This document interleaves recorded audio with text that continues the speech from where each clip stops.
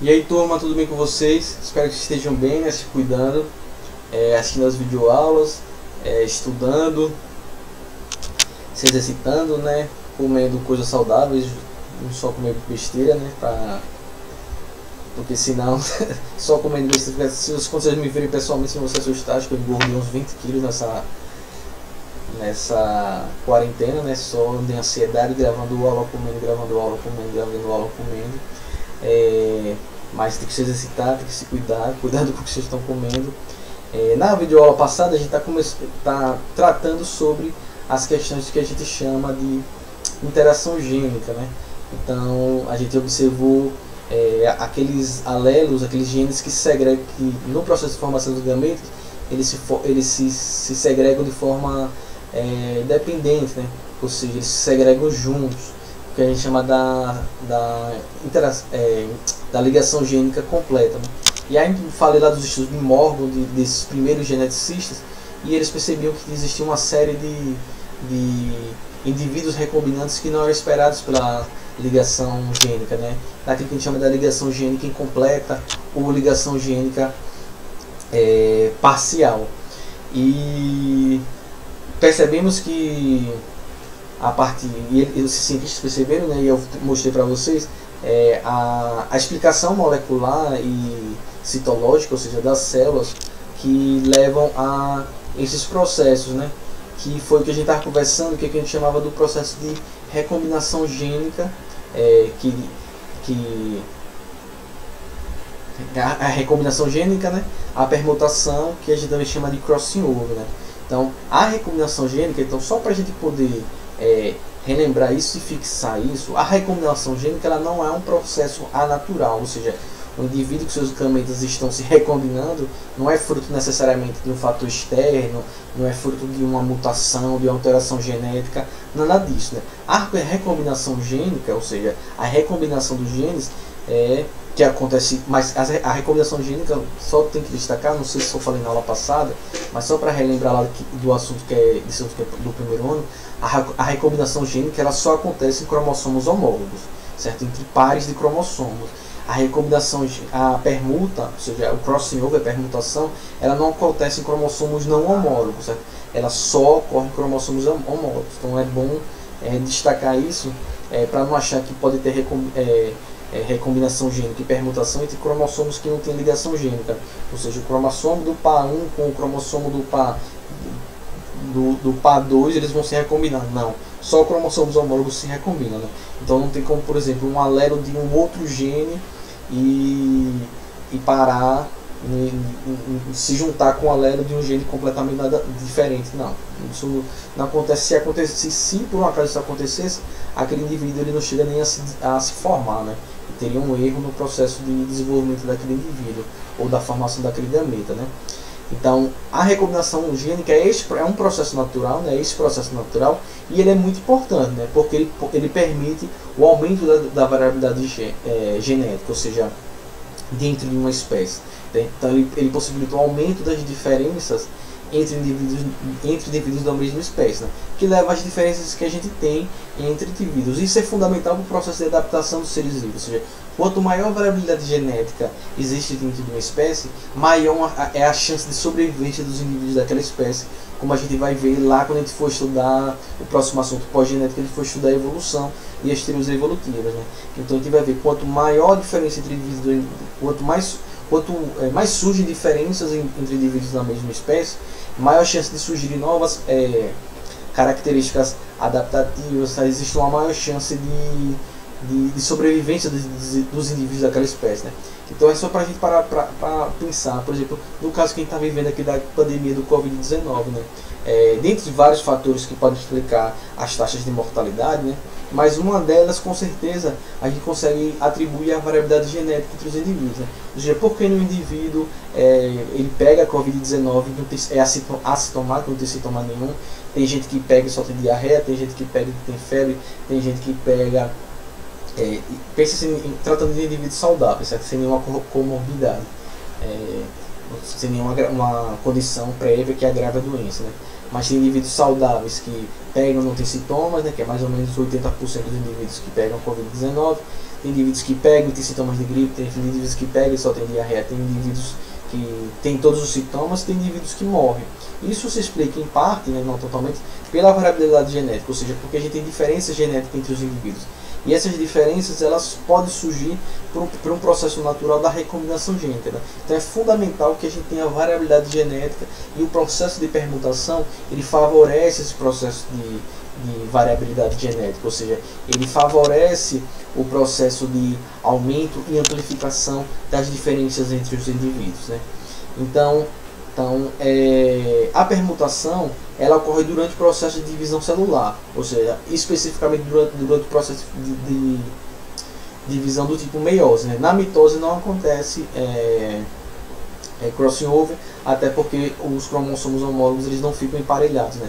Eles ficam um em cima do outro na mitose e na meiose 2 também, então eles não tem como trocar parte. Os cromossomos homólogos só ficam emparelhados, ou seja, um do lado do outro, durante a meiose 1. Então, o crossing over ele só acontece na meiose 1, que é justamente o processo que leva à formação dos gametas, né? Ou seja, das células reprodutoras, tanto o óvulo quanto os espermatozoides. Então, esse processo então ele vai acontecer nesse processo de formação dos gametas, né?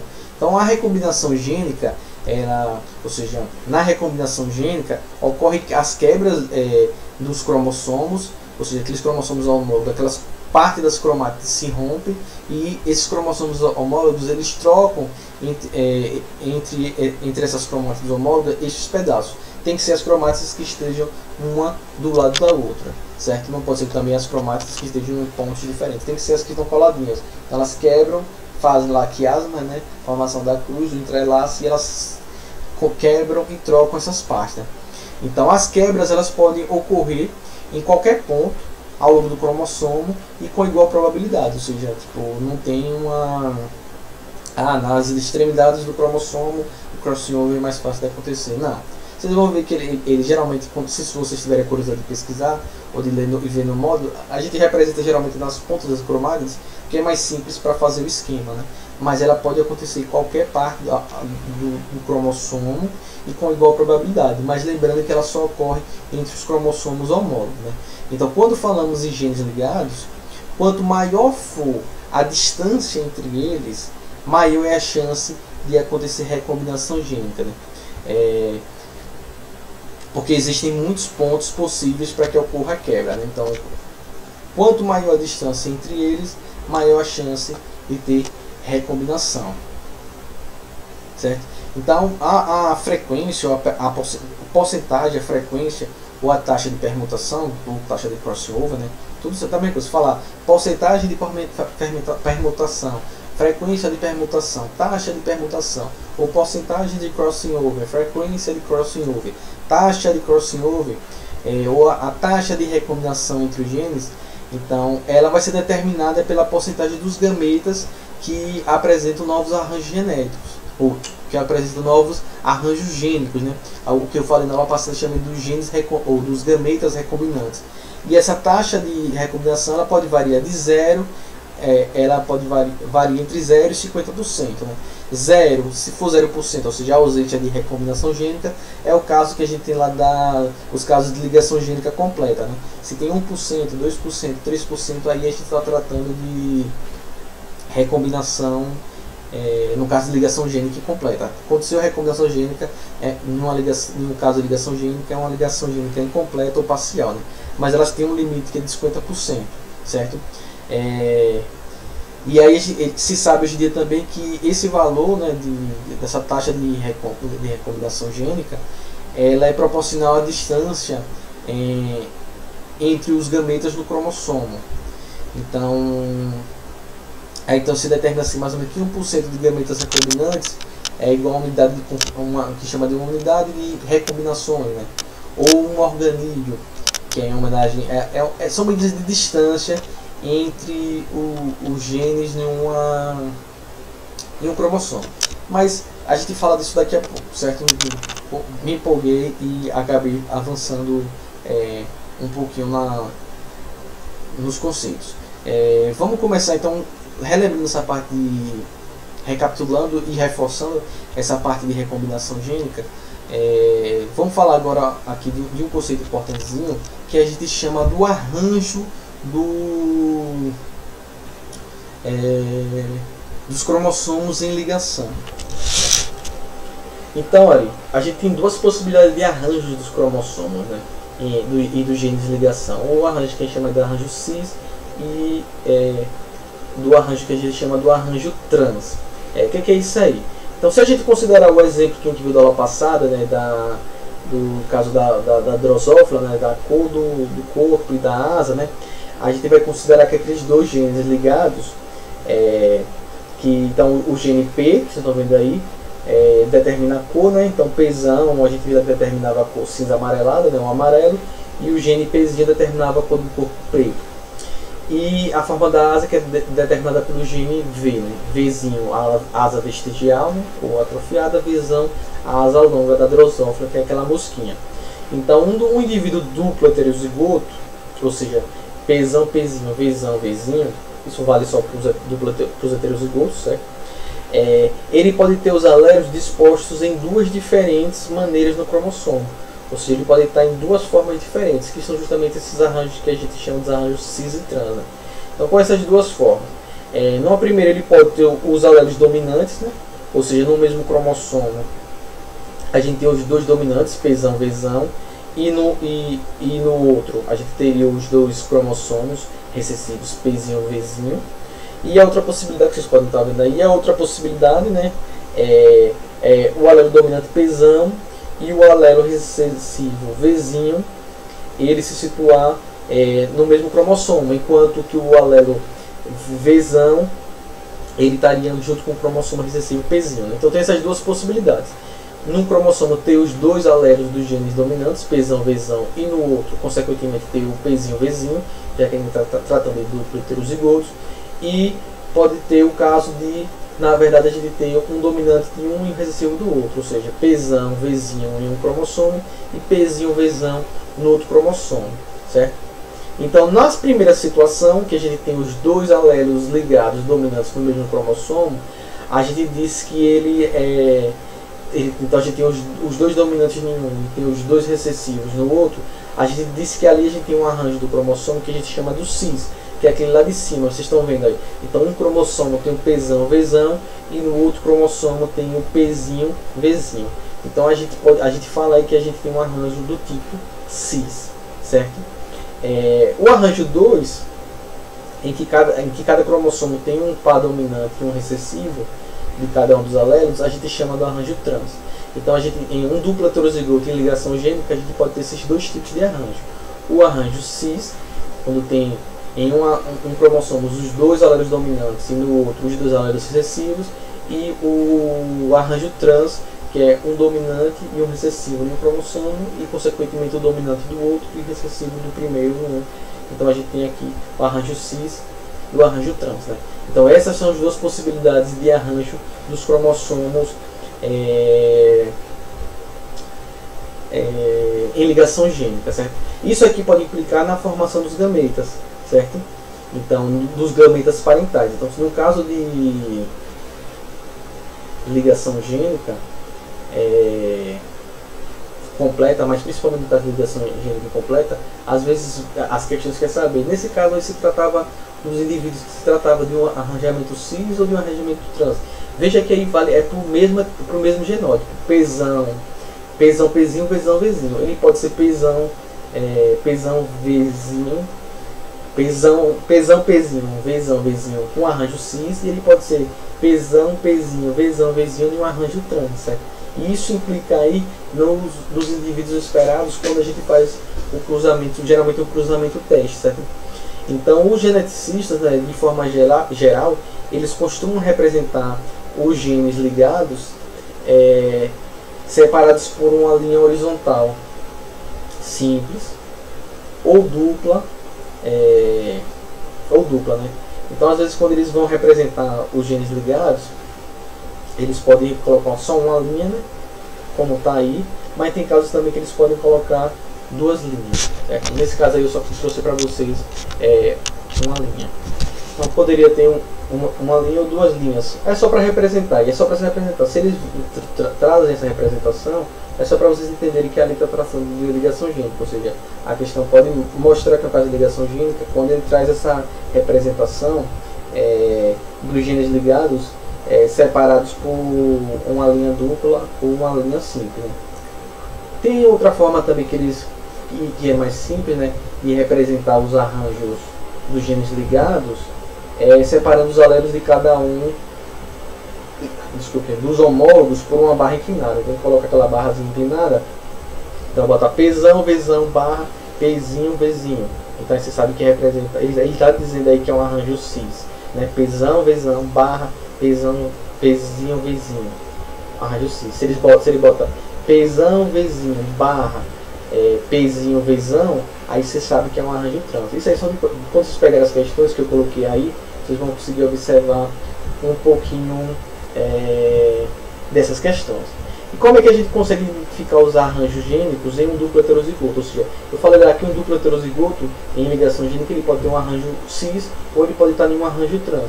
Como é que eu consigo saber se ele tem um arranjo cis ou se ele tem um arranjo trans? Ou seja, se nos cromossomos homólogos deles ele está lá no mesmo cromossomo os dois dominantes e os dois recessivos, ou se ele está misturado, um dominante recessivo em outro dominante recessivo no outro. O arranjo dos alélos de dois genes ligados em um indivíduo duplo heterozigoto, ele pode ser facilmente identificado em um cruzamento teste, ou seja, quando você pega esse duplo heterozigoto e cruza com o indivíduo parental recessivo, né? Homozigoto recessivo, para as duas características, no caso, então você pegaria o indivíduo Pzão, Pzinho, Vzão, Vzinho e cruzaria com o indivíduo Vzinho, Vzinho, Pzinho, Pzinho, Pzinho, Vzinho, né? Então aí você observar na descendência as classes fenotípicas que aparecem em maior frequência. São as portadoras da herança parental, dos gametas parentais, e as descendências que têm as classes fenotípicas em menor frequência são fruto dos gametas recombinantes. E aí como é que a gente consegue saber isso? Né? Porque as combinações parentais elas correspondem ao arranjo em que os alelos se encontram no indivíduo duplo heterozigoto, certo? Então o fruto dos gametas recombinantes, ou seja, aqueles fenótipos que vão aparecer fruto da combinação dos gametas recombinantes, eles vão mostrar para a gente se aquele indivíduo ele tinha se ele tinha um arranjo cis ou um arranjo trans, né? Então é só pegar é só fazer esse cruzamento de teste. Vou mostrar aqui agora para vocês como pode fazer. Então aqui, olha, vamos pegar aqui o exemplo para a gente descobrir se é cis ou trans, né? Então peguei lá o indivíduo duplo heterozigoto, no mesmo caso da mosca lá, Pzão, Pzão, Vzão, Vzinho, né? Então ela é amarela, né? Então, é caso de ligação gênica, né?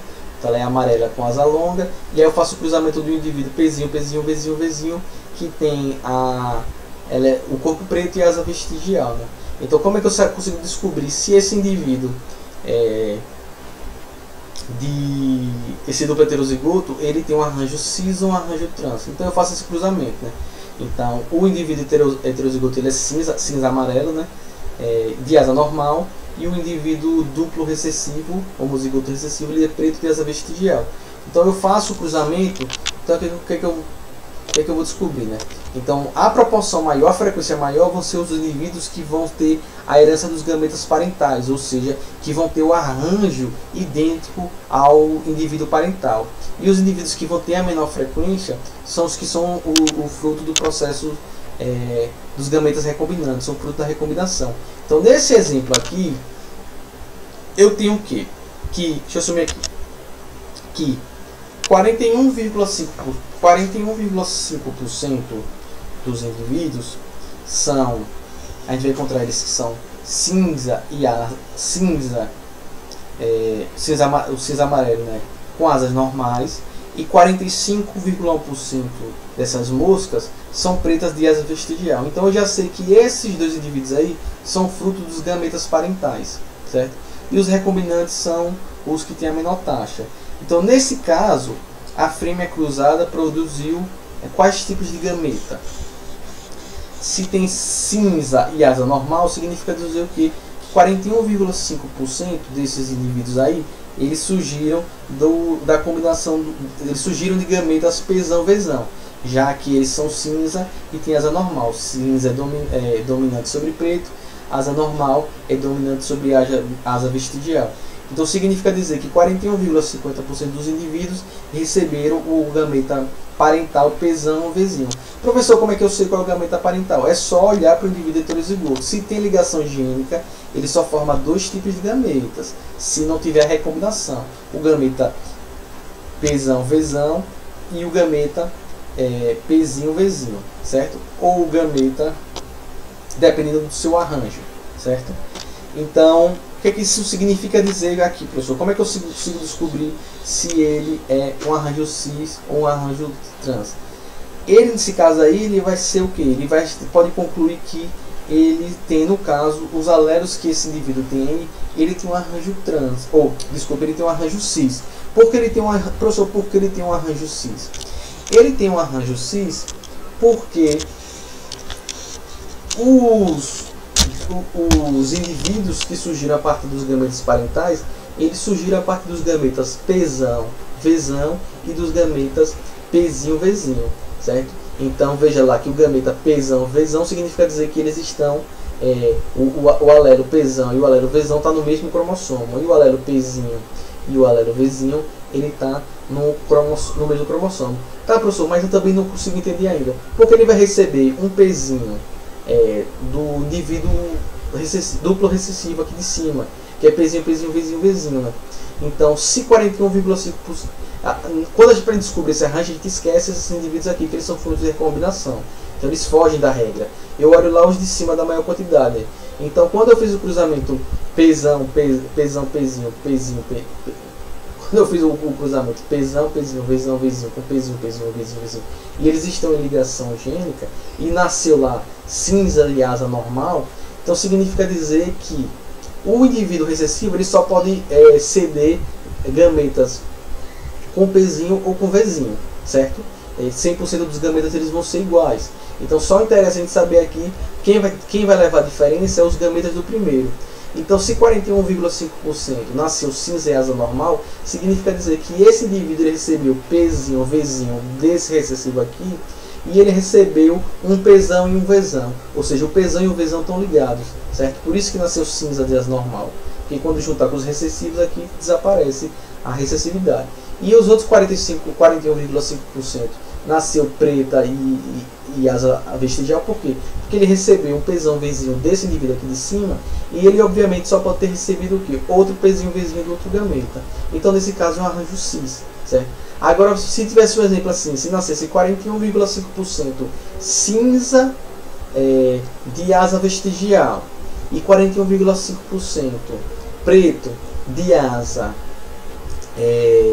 longa, seria um caso de que? Arranjo trans.